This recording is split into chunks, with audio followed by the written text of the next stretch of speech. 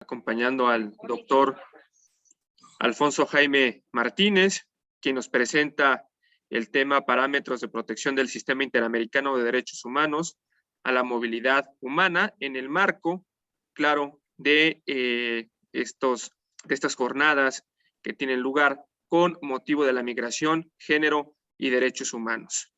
Me voy a permitir leer la síntesis curricular, muy breve, de nuestro ponente del día de hoy, doctor en Derecho Público, investigador nacional del CONACYT, profesor investigador de la Universidad Autónoma de Chiapas, presidente del Colegio de Abogados Procesalistas Latinoamericanos, vicepresidente de investigaciones de la Asociación Mundial de Justicia Constitucional y director de la revista Primera Instancia.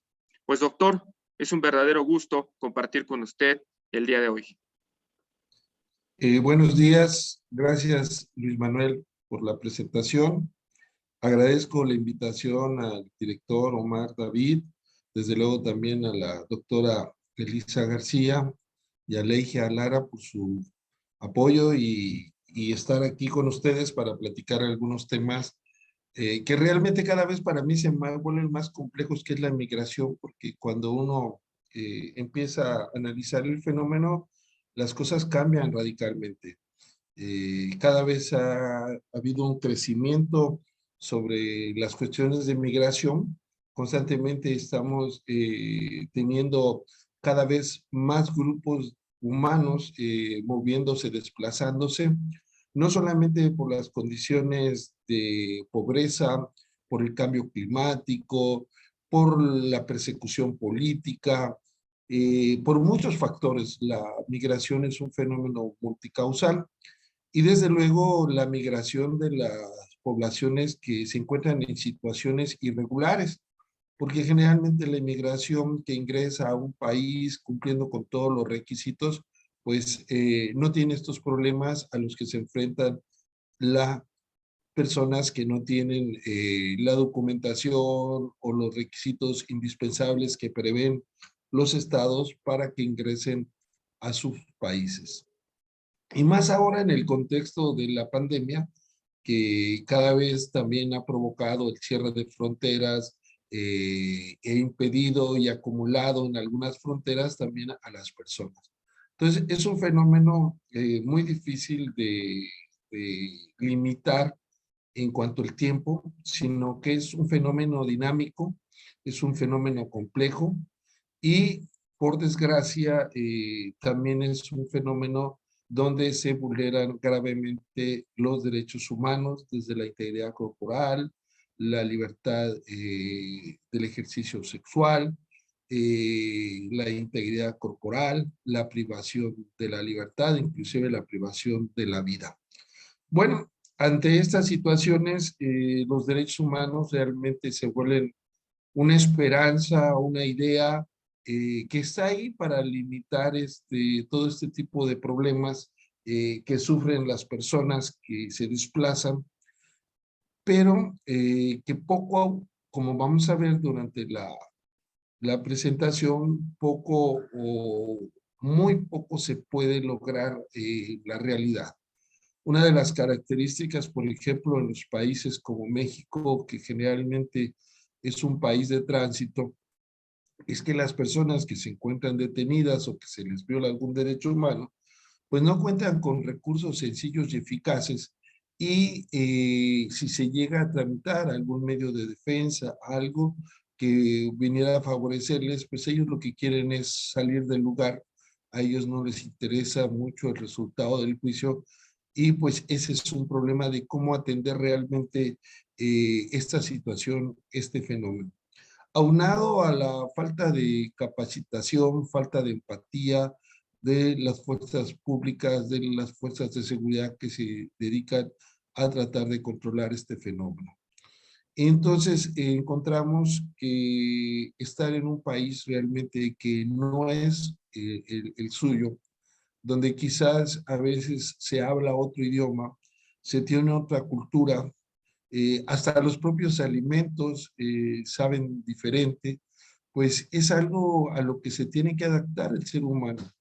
Y en ese sentido, yo voy a plantear algunas cuestiones referentes al Sistema Interamericano de Protección de Derechos Humanos, que es el sistema en el cual pertenece México o se ha adherido México a él,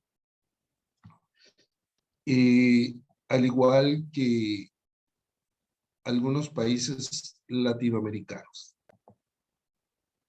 Y digo latinoamericanos porque realmente es un sistema latinoamericano, no es un sistema americano, porque pues no todos los países aceptan la jurisdicción de la Corte Interamericana de Derechos Humanos. Bueno, nosotros partimos de la OEA. La OEA es la Organización de los Estados Americanos. La OEA tiene una función actualmente muy cuestionable desde el punto de vista político y de injerencia. Sin embargo, dentro de la OEA hay instituciones que podríamos decir que son la joya de la corona, que se encuentran con la finalidad de proteger y garantizar los derechos humanos. Una de las cuestiones importantes, aparte del sistema universal, es que se han constituido sistemas regionales, tanto en Europa, en América, como en África. Y estos sistemas, en el corazón de ellos, por llamarlo así, tienen una jurisdicción. Y al tener una jurisdicción significa que las resoluciones que emitan son vinculatorias, son obligatorias para los estados parte que participan en esos procesos. Pero aquí hablaríamos de dos tipos de obligaciones. Uno, la obligación directa que tiene el estado condenado para cumplir con los parámetros fijados en la sentencia. Y dos, que la jurisprudencia que se emite la Corte Interamericana, pues son parámetros que se establecen en todos los demás estados. En este sentido, podríamos decir que las constituciones, sobre todo la mexicana, hablando de nuestro país, pues se ha convertido en una constitución abierta y dinámica. Abierta porque no solamente son derechos humanos los plasmados en la Constitución, sino los tratados internacionales o los derechos humanos que se encuentran en los tratados internacionales en los que México haya sido parte o es parte. Por ejemplo, hace mucho pues, me preguntaban, ¿cuántos artículos tiene la Constitución mexicana? Pues era muy fácil decir 136, sin incluir los transitorios, pero hoy podremos decir, si alguien me pregunta cuántos artículos tiene la Constitución mexicana, pues no sabría decir, porque en ese nivel constitucional, pues están todos los tratados internacionales, y entonces se vuelve dinámico porque aparte de ello, las sentencias, como dije anteriormente, que van generando, van dinamizando y ampliando la protección de derechos humanos porque también son vinculatorias. En ese sentido, México, independientemente de lo que diga México, o diga Colombia, o diga Argentina, las obligaciones son iguales, porque es un derecho universal y regional. Sin embargo, como el derecho es un producto cultural, y esto es muy importante que lo entendamos, que lo comprendamos. Porque, por ejemplo, y no es del tema, pero para ilustrarlo claramente, en México hace poco la Suprema Corte de Justicia de la Nación estableció que interrumpir el embarazo era un derecho humano, y en cambio en Paraguay hace unos años violaron a una niña y quedó embarazada, y se estableció que debía estar obligada a tener el producto de esa violación.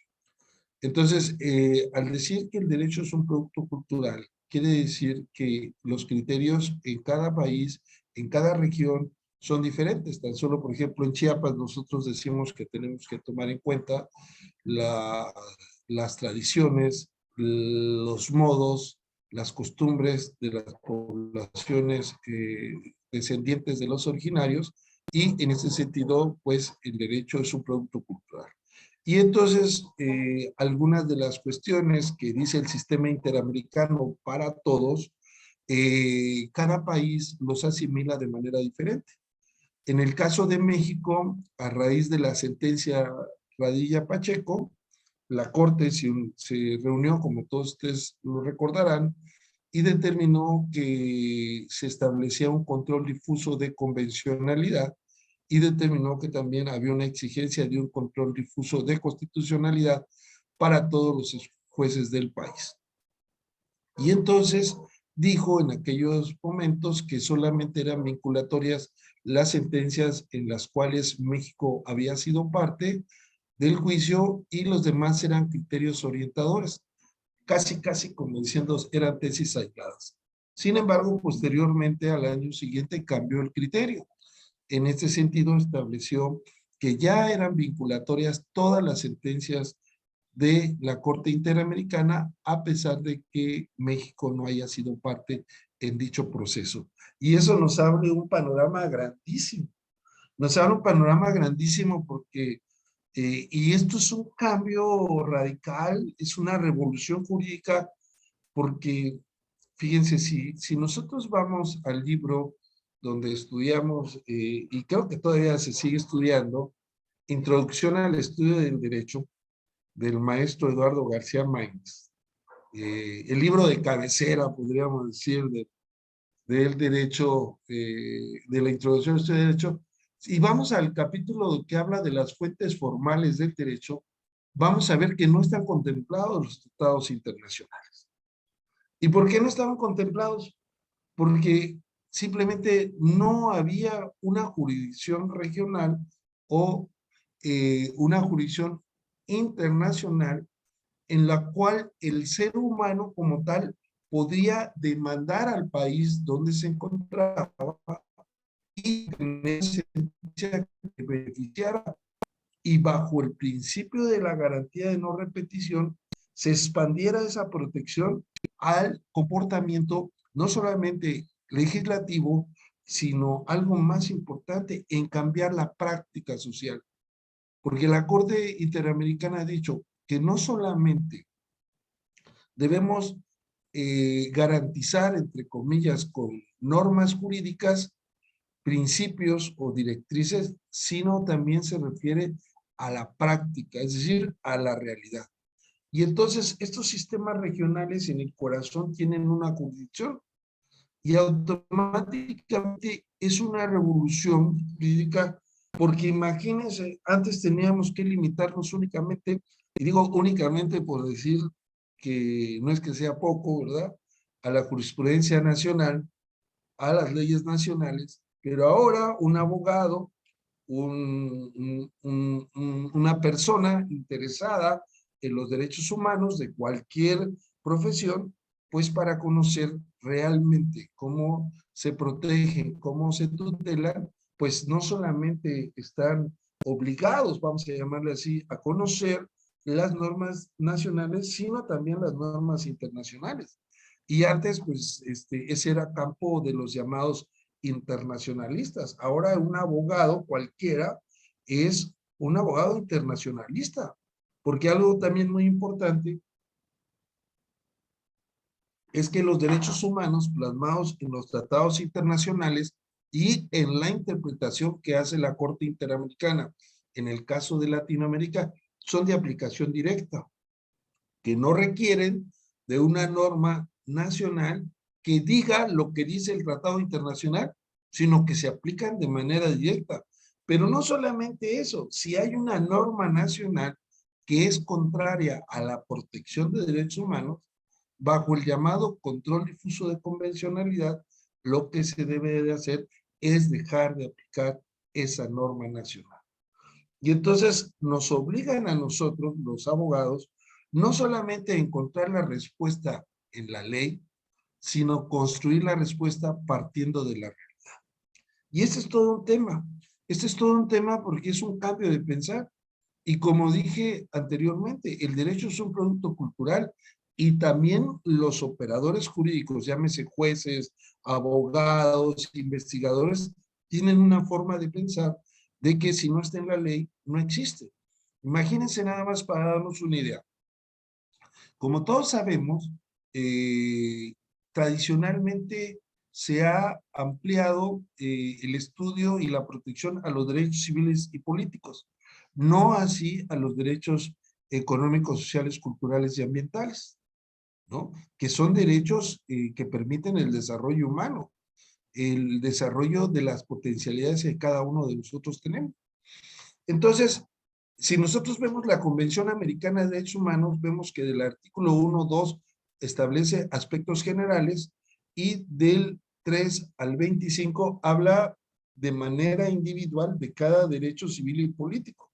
Derecho a la asociación, derecho a la libre tránsito, libertad religiosa, política, seguridad jurídica, garantía judicial, debido proceso, pero reduce únicamente a los derechos económicos, sociales y culturales al artículo 26. Y esto es muy importante porque la Corte Interamericana ha dicho que a pesar de que literalmente no hay una tipología de los derechos que incluye el artículo 26, que habla del principio de progresividad, ha ido desmenuzando y ha ido creando en cada sentencia parámetros.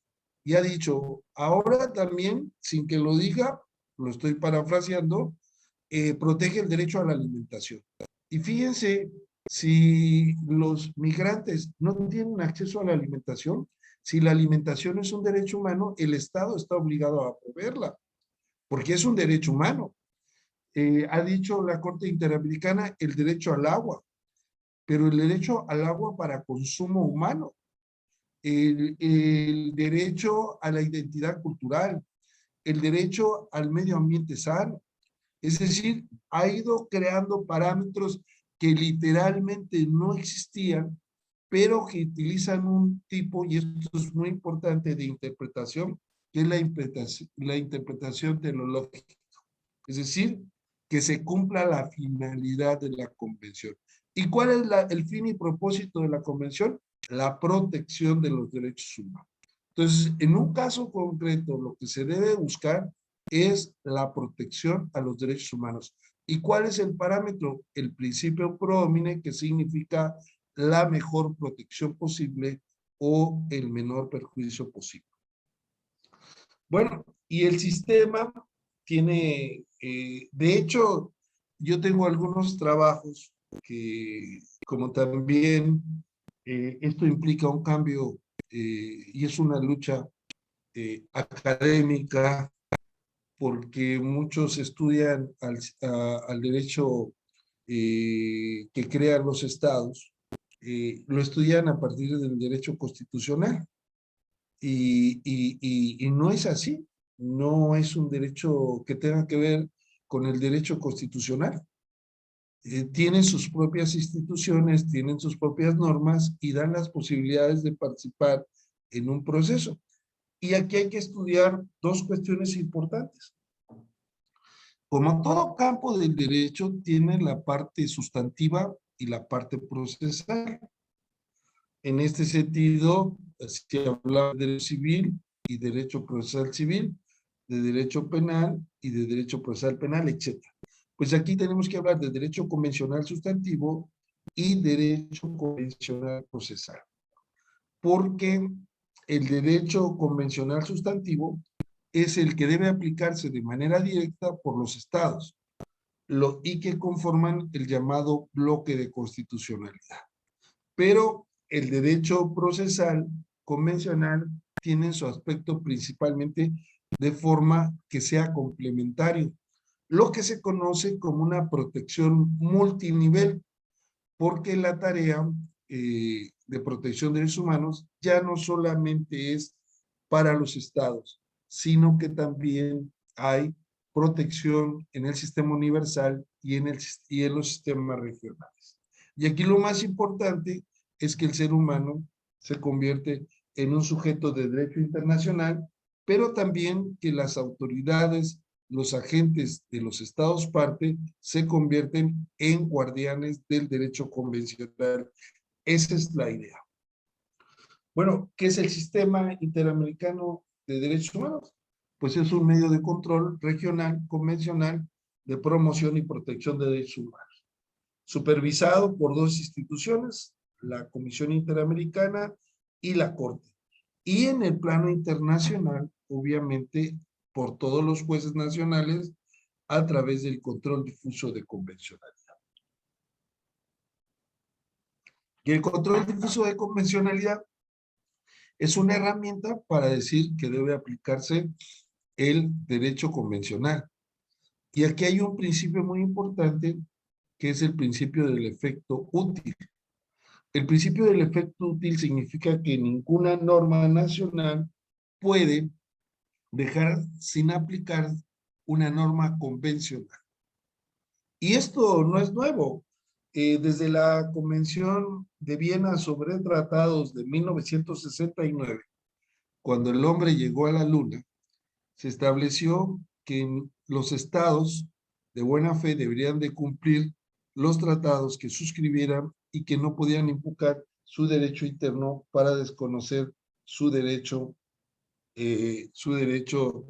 convencional. Ahí está la Corte. Voy a acelerar un poco más por el tiempo. La Convención, la Corte, ¿no?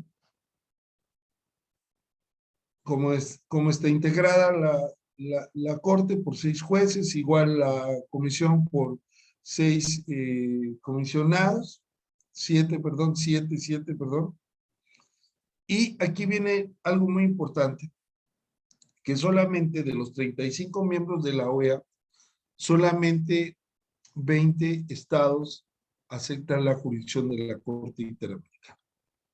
Denunciar significa dejar de ser parte.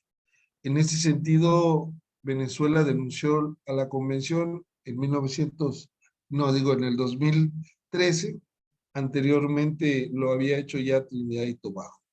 Perú lo intentó durante el régimen de Fujimori, porque Perú es uno de los estados por ese régimen que más condenas tiene de todos los países del sistema interamericano. Tiene una competencia la Corte Consultiva, que se discute mucho si es vinculatoria o no el resultado de las consultas, pero lo más importante es la competencia contenciosa. Bueno, ahora, tenemos un problema, como lo había dicho, muy grande de derechos humanos, tratándose de migración. Una de las cuestiones más dolorosas es que, de acuerdo con los datos que se manejan, en términos generales, el 99% de los delitos que se le cometen contra migrantes, pues quedan impunes. Realmente nosotros en México tenemos una deuda muy grande de las instituciones de procuración y de impartición de justicia o de fiscalización, porque México desgraciadamente siempre ha estado en los primeros lugares de impunidad a nivel mundial y latinoamericana, y también en cuestiones de corrupción. Y entonces, ¿qué pasa? Pues una de las cuestiones más importantes por las cuales, independientemente de la ineficacia, la falta de empatía, el complicado formalismo, ayer nos reuníamos con unos abogados y veíamos cómo las autoridades sistemáticamente ya tienen una situación sistemática para violar derechos humanos. Ya no lo hacen espontáneamente, sino que lo hacen como parte de un sistema, de una operación de trabajo. Por eso decíamos que no baste que esté en la ley, sino lo que importa es la práctica que se lleve a cabo, que se cumplan con los parámetros. Este problema de la migración, pues independientemente antes del COVID, podríamos decir, como se señala, que ha ido creciendo, ¿no? Y que aparte de eso, este crecimiento generalmente es gente que quiere llegar a los Estados Unidos de Norteamérica, ya no solamente centroamericanos, sino también haitianos y de las nacionalidades que de repente sorprenden, cubanos, etcétera, y por el régimen, sin meternos en situaciones políticas, por el régimen de Venezuela, viven una gran cantidad de venezolanos en Colombia por el problema de migración, la salida masiva de este país. Pero tuvimos una reunión con unos profesores de Colombia y realmente hay que ver la otra cara de la moneda, porque muchos venezolanos que no están en condiciones de pobreza, pues han ido a invertir a Colombia. Y al ir a invertir han creado fuentes de empleo. Y entonces la cara de la moneda de la inmigración no es una. Puede tener muchas caras. En ese sentido, muchos profesores han manifestado, sobre todo colombianos, que gran cantidad de dinero ha llegado a Colombia vía población migrante de Venezuela. Claro, esta es una excepción. En algunas partes, por ejemplo, de Canadá y Estados Unidos, inclusive en Alemania, antes de que entrara otra vez a una oleada más a Alemania, muchos de centros de trabajo han cerrado por falta de mano de obra. Es decir, la inmigración es una necesidad. Yo pensaba y pienso cuánto nos deben los Estados Unidos de Norteamérica a los países donde migra la población para la construcción de esas grandes naciones. Porque muchas de las personas que migran realizan trabajos para construcciones de infraestructura impresionantes. También el cuidado de los hijos. Entonces la inmigración también tiene su lado agradable. Sin embargo, desgraciadamente, el punto central es la discriminación. También algo que ha ido en crecimiento es la inmigración y las políticas que México optó principalmente cuando empezaron las presiones del anterior gobierno de Donald Trump para decir que si no controlábamos la inmigración, pues nos iban a aumentar aranceles. Y entonces México deportó a, a muchos centroamericanos, pero también de Estados Unidos nos deportaron a muchos mexicanos. Realmente son cifras que poco a poco han ido en crecimiento y a veces uno piensa que los republicanos como forma de gobierno son diferentes a los republicanos, pero durante el sexenio o el cuatrienio, perdón, de Obama, sus dos gobiernos, fue cuando más personas se deportaron de ese país. Bueno, nosotros tenemos también en las estaciones migratorias, estas son cifras que no son recientes, son del 2019, porque como les digo, este fenómeno va en crecimiento constante, ¿no? Pero las cifras son altas, como lo pueden ver, no las quiero repetir porque están en la lámina, ha habido un incremento, como dice ahí, del 91.29%.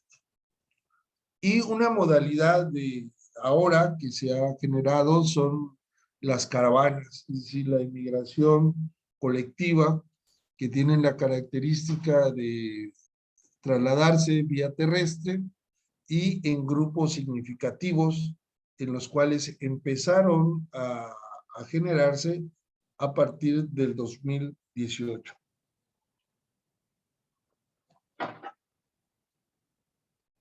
Ahora, la pregunta importante es decir, si es un derecho humano el ingresar libremente a cualquier país que se desee.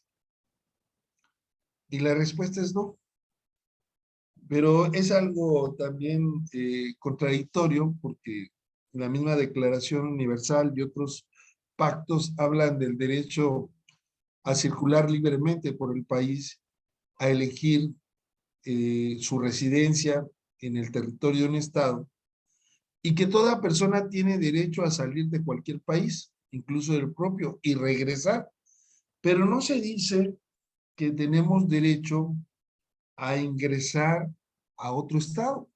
Solamente se dice a salir, lo cual pues debe implícitamente, pues si yo salgo, es que ya no estoy en mi país.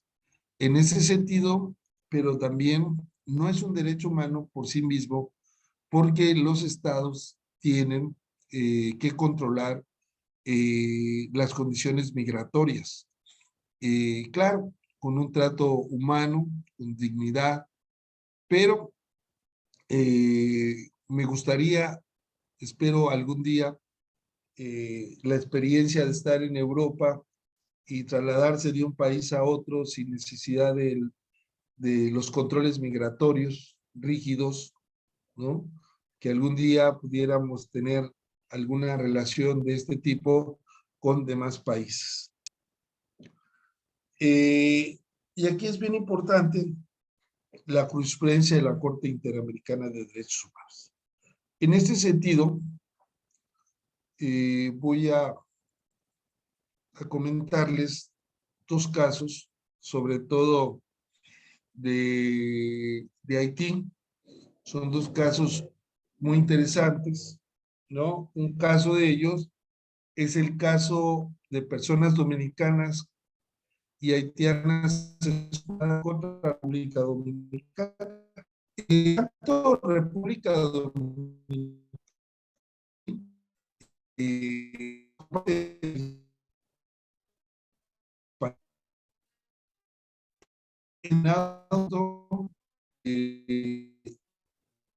una serie de discriminación hacia los haitianos. Y entonces la República Dominicana empezó a expulsar de su territorio a las poblaciones haitianas y a las personas que, a pesar de que habían nacido en el territorio dominicano, eran de ascendencia haitiana, también fueron expulsados por, desde luego, por su situación de pobreza, y generalmente sufrían tratos peyorativos y discriminatorios y se vulneraba. Y en ese sentido, muchas familias fueron detenidas, y sobre todo de ascendencia haitiana, y llevadas a la frontera. Y se les declaró nulos los documentos de identidad que ya tenían como nacionales dominicanos. Y en este sentido, aquí tenemos una situación que se manejó en este caso y que es la pregunta que voy a hacer. Generalmente nosotros determinamos que una persona que nace en un país diferente al de sus ascendientes puede tener la nacionalidad de sus ascendientes. En este sentido, se llama jus sanguinis. Otra situación es que una persona que nazca, por ejemplo, mexicanos que han emigrado a Estados Unidos y que tienen hijos, sus hijos deben ser considerados norteamericanos por haber nacido en los Estados Unidos. Eso significa el jus soli.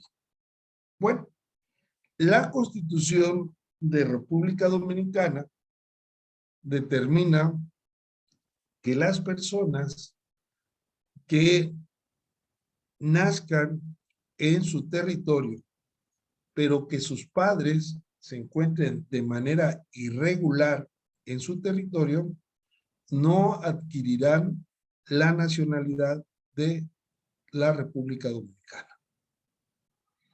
Y entonces, este caso llegó a la Corte. Y la Corte determinó que no es un caso muy sonado, realmente determinó que la Constitución era inconvencional. Desde luego, la República Dominicana dijo que cómo era posible que un órgano exterior les viniera a decir a ellos quiénes eran nacionales, que eso era una atribución específicamente de República Dominicana. Entonces la pregunta es, ¿los estados pueden libremente determinar que los extranjeros, que los extranjeros que se encuentren de manera irregular en su país y procreen hijos, nazcan en el país en el que no tienen una situación de estancia regular, sean considerados nacionales, o el Estado puede decir no son nacionales? Esa es la pregunta. ¿Alguien quiere participar? Los estados libremente y de manera soberana pueden desconocerle a una persona que, a pesar de que haya nacido dentro de su territorio, como no nacional. Muy bien, pues los conminamos a participar. La pregunta está en la mesa. ¿Quién se anima?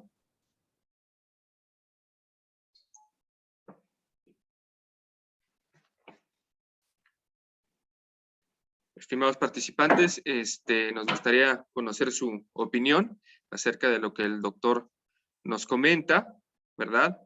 Tal vez, no sé si nos podría repetir nuevamente la pregunta para que la dejemos ahí nuevamente.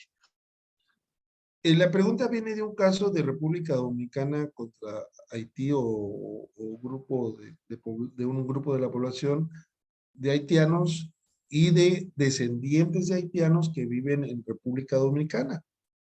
Las autoridades de República Dominicana los expulsaron. Y estas personas dicen, nosotros somos de República Dominicana, ahí nacimos. Y ellos dicen, no, ustedes no son de República Dominicana, no tienen esta nacionalidad porque sus padres entraron de manera irregular. Y la Constitución dice que si entran de manera irregular, los hijos que tengan no serán considerados de la nacionalidad de República Dominicana. La Corte les dice, Interamericana, son de República Dominicana, no son haitianos.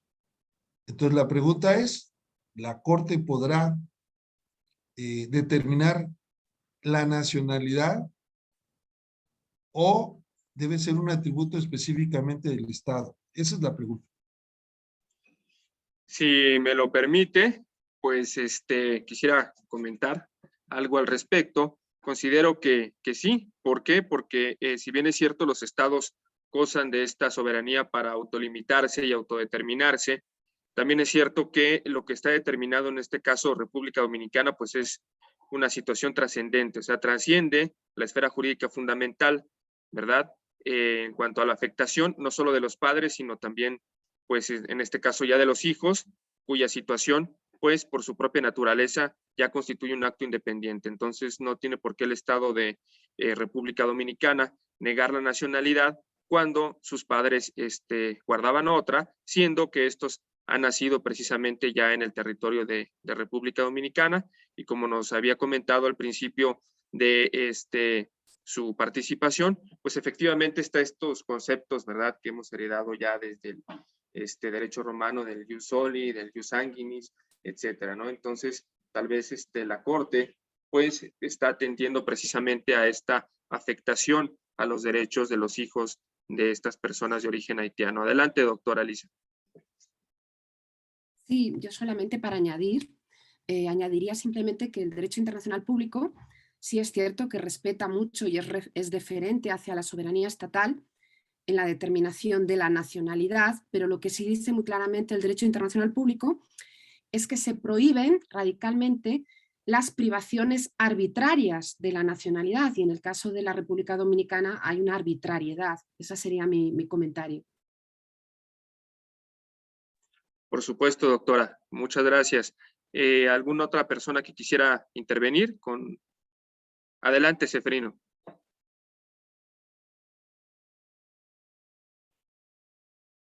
Tienes desactivado tu audio, Ceferino. No te alcanzamos a escuchar, Ceferino Gómez. ¿Tienes tu micrófono apagado? No sé si el administrador nos pueda apoyar, por favor, habilitando la posibilidad del micrófono.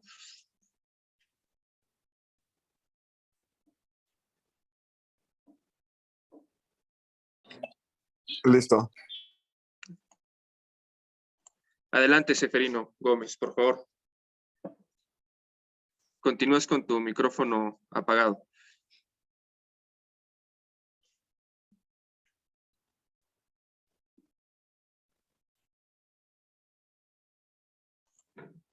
Ya por un momento lo abriste y se volvió a cerrar. Listo. Sí, buenos días. ¿Sí me escuchan? Sí, te escuchamos, Ceferino. Mire, con respecto a lo que el comentario que acaban de hacer, en mi opinión, se habla mucho actualmente sobre migración, ¿verdad? Y yo creo que el día de hoy es muy palpable lo que se ve, y no solo quizás en el lugar que acaban de hacer mención, pero no sé, el enfoque sería si está bien, ¿verdad? Si los estados puedan considerarlo, ¿no? Esa es la pregunta. Si es considerable. Bueno, Sí, te escuchamos, Ceferino. esa es la pregunta, ¿verdad? O sea, si es considerable, entonces yo lo veo de que sería algo ilógico que les limitaran o delimitaran el derecho de la persona. Yo creo que todos, tanto como en nuestro país, independientemente que también se pueden regir por diferentes leyes que ellos tienen en su país de origen, ¿verdad? No sé cómo se estipule ahí, pero creo que es ahí donde los derechos humanos también debería de intervenir o hacer su trabajo para que las personas no sean rechazadas y después de haber salido de su país de origen, ¿no? No sé si estoy bien ahí, si entendí bien o si podían explicar un poquito más sobre ese tema. Claro que sí, Ceferino. Damos el uso de la voz al doctor Alfonso Jaime. Bueno, muchas gracias por las reflexiones. Bueno, primero que nada hay que decir que la nacionalidad es un derecho humano. Si tener derecho a la nacionalidad es un derecho humano. No deben de existir los apátridas, es decir, los que no tengan patria. Desde el punto de vista procesal, y este es el punto, cuando dice República Dominicana, dice, no son dominicanos. Es una negación. En la lógica, las negaciones no pueden comprobarse, pero es una negación que lleva a una afirmación. Si no son dominicanos, ¿de dónde son? Entonces, eso no pudo acreditar República Dominicana. Ahora, algo bien importante es que los tratados internacionales en derechos humanos son completamente diferentes a los tratados internacionales de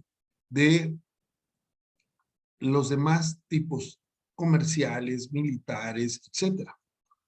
Por ejemplo, ahora que ha habido muchas operaciones por parte de la OTAN cerca del territorio de Rusia, lo que hace Rusia o hace otro país es utilizar el principio de reciprocidad, ¿no?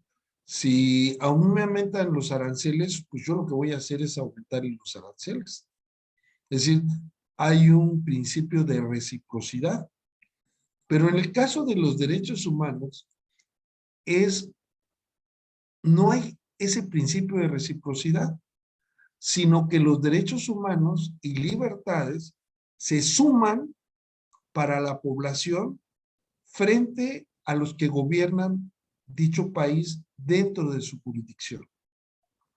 Entonces, si nosotros decimos que la jurisdicción del país está limitada por la soberanía, pero la soberanía reside en el pueblo, reside en todos nosotros.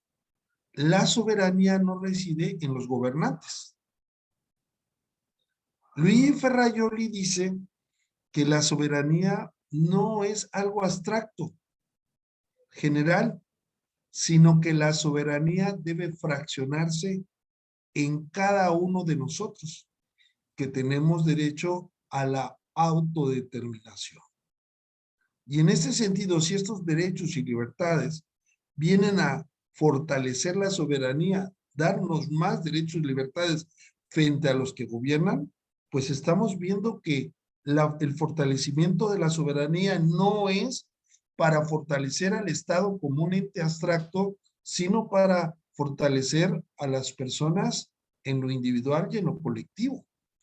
Y entonces la soberanía debe ser vista desde otra perspectiva, no para proteger al gobierno en turno, sino para proteger a las personas que viven dentro de esa jurisdicción. Eso es lo que tienen los derechos humanos. No son tratados internacionales que podríamos decir tienen el principio de reciprocidad. Si a nosotros en México nos violan derechos humanos y no encontramos respuesta en el ámbito nacional, podemos concurrir al sistema interamericano de protección de derechos humanos. Y no vamos a demandar, ni van a demandar a otra potencia. Va a ser un litigio entre las personas que vivimos en México y las autoridades. Y en ese sentido, salvo el caso Castañeda Gutmann, del político que quería ser candidato independiente, todos los casos que han llegado a la Corte Interamericana de México son de personas que viven en situación de vulnerabilidad.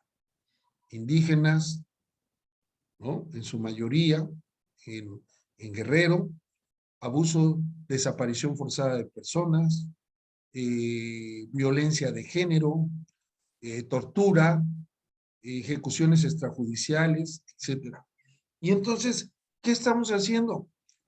Lo que sucede cuando nace el constitucionalismo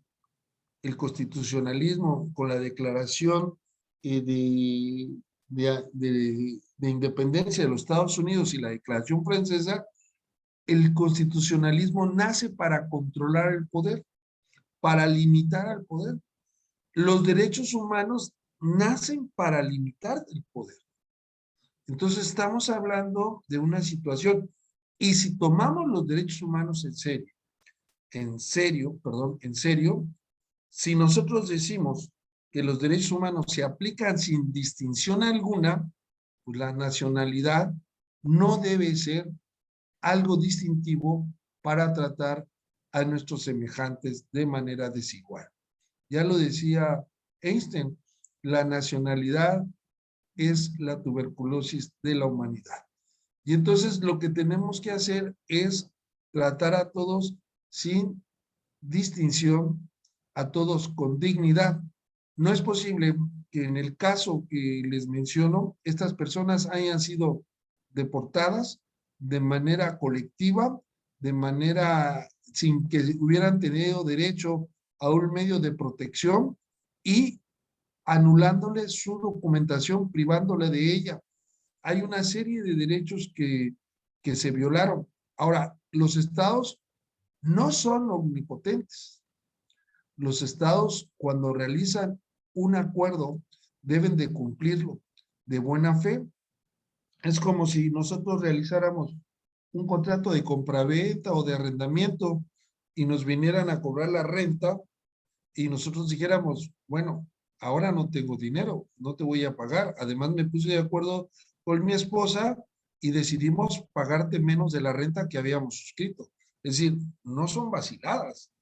Y sobre todo tratando de derechos humanos. Y un tema también importante que ahora se debe de analizar es que las expulsiones colectivas están prohibidas por la jurisprudencia de la Corte Interamericana, inclusive por la Carta Africana de Derechos Humanos y los Pueblos.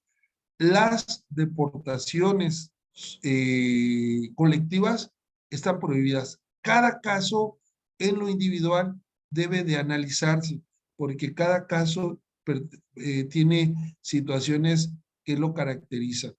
Otro derecho también humano muy importante es el derecho al asilo, que ahí podríamos decir que sí tenemos una exigencia. Los estados extranjeros tienen el deber, cuando una persona es perseguida, una persona corre en riesgo de la vida, de retornar a su país, el principio de no retorno garantiza la protección que deben tener los países.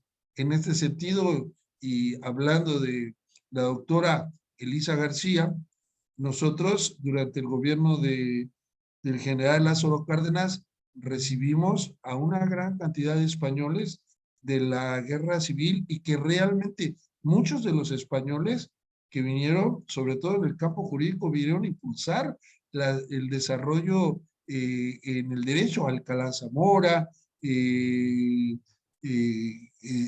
¿cómo se llama? Bueno, un laboralista, Néstor de Buen, perdón, la memoria me falla ya, y de una u otra manera, nosotros tenemos que ver la migración como algo que viene a fortalecer la sociedad, porque vivimos en una sociedad pluricultural donde cabemos todos. Y en ese sentido, yo creo que el déficit que tenemos es grandísimo, pero sin hablar de migración con la propia población que tenemos. Latinoamérica es una de las regiones del mundo donde más desigualdad social hay. Todos los países casi tenemos más del 50% que viven en pobreza. Inclusive la calificamos de pobreza y pobreza extrema. Y entonces en un sistema democrático eso no debería existir. Bueno, por cuestión de tiempo y de otros compromisos, hasta aquí me voy a quedar. Espero que esta haya sido una visión introductoria y que haya venido a dar un granito de arena en este curso, en esta sesión, y quedo a sus órdenes. Tengo algunos artículos que ya le he enviado a la doctora Elisa García. Si están interesados, pues ella se los puede hacer llegar con mucho gusto. Por mi parte es todo y agradezco nuevamente la invitación. Para mí siempre ha sido un honor estar aquí en el Instituto de Investigaciones Jurídicas de la Universidad Autónoma de Chiapas, nuestra casa, nuestra alma mater. Muchas gracias. Buen día. Muchas gracias, estimado doctor. Si me permite, le voy a hacer entrega de su constancia. Voy a ser breve en la misma para cerrar la sesión del día de hoy. La Universidad Autónoma de Chiapas, a través del Instituto de Investigaciones Jurídicas, otorga la presente constancia al doctor Alfonso Jaime Martínez Lascano por su destacada participación con la ponencia Parámetros de Protección del Sistema Interamericano de Derechos Humanos a la Movilidad Humana. Esto en el marco del Seminario Permanente de Migración, Género y Derechos Humanos, Tendencias Globales, Impactos Locales, llevada a cabo en la modalidad virtual el 1 de diciembre de 2021 en el marco del proyecto Cátedras 232, denominado La protección jurídica de los niños, mujeres y migrantes en la frontera sur. Un verdadero placer estar el día de hoy con ustedes. Estimado doctor, muchas gracias. No, gracias a ustedes y saludos a todos y a todas las que están en este evento, que me están poniendo felicidades, Seferino, Julio. Muchas gracias. Es un honor y nos vemos en la próxima. Espero que me vuelvan a invitar. Y Elisa, me deben un reconocimiento. Ya ve cómo, ahora sí fue fast track. No, pero bueno, primero darle las gracias, doctor. Ha sido un honor escucharle, además muy claro, muy pedagógico, muy bien introducido el tema, porque no todos los alumnos que nos siguen son estudiantes de Derecho o han estudiado Derecho, y creo que sobre todo siembra un montón de semillas e inquietudes para seguir aprendiendo del tema, así que es un placer tenerle aquí, claro que sí. La constancia de hoy ya se la vamos a dar también físicamente, y la otra, la que quedó pendiente, va a tardar un poquito más. Bueno, para aquellos que no saben, el doctor Lazcano nos acompañó también impartiendo una sesión del diplomado sobre migración, género y derechos humanos que estamos llevando a cabo todos los jueves a lo largo de este semestre, y es un diplomado en el que contamos con la colaboración de la Organización Internacional de las Migraciones dentro de la ONU. Y precisamente porque necesitamos la firma conjunta de la OIM y la UNACHS, esa constancia yo creo que se va a retrasar como 2 o 3 semanas, pero la tenemos ahí en el radar. Pues le reiteramos nuestro agradecimiento, doctor, es un placer escucharle. Le vamos a amenazar con más invitaciones, eso desde luego, y a todos los que nos siguen, comentarles que el seminario permanente vamos a retomarlo en el próximo semestre, y el miércoles 12 de diciembre vamos de nuevo a iniciar el seminario con la intervención del maestro Manuel Arayano. Así que bueno, muchísimas gracias a todos. Luis Manuel, también a ti por la excelente moderación, Ligeia por estar ahí siempre pendiente, Luis también de Unidades de UNACHS Virtual, y a todos los que nos han acompañado. Y en fin, los videos se van a colgar en el micrositio web del Instituto de Investigaciones Jurídicas de la UNACHS. Los pueden visualizar de nuevo, o aquellos que hoy no tuvieron la oportunidad de escuchar al doctor Lazcano lo van a tener disponible en la web. Pues lo dicho, gracias a todos por su atención, por su tiempo, y a usted, doctor Lazcano, por su generosidad con el conocimiento y su buen hacer y su pedagogía. Ha sido un placer escucharle, la verdad, doctor. Gracias a todos. Muchas gracias. Y nos vemos el viernes de Derechos Humanos. Así es, el viernes tenemos cita. Gracias a todos y lo dicho, buenas vacaciones de Navidad, y retomamos el 12 de diciembre. Cerramos aquí, gracias. Hasta luego, cuídense mucho. Nos vemos, cuídense y gracias por acompañarnos. Adiós.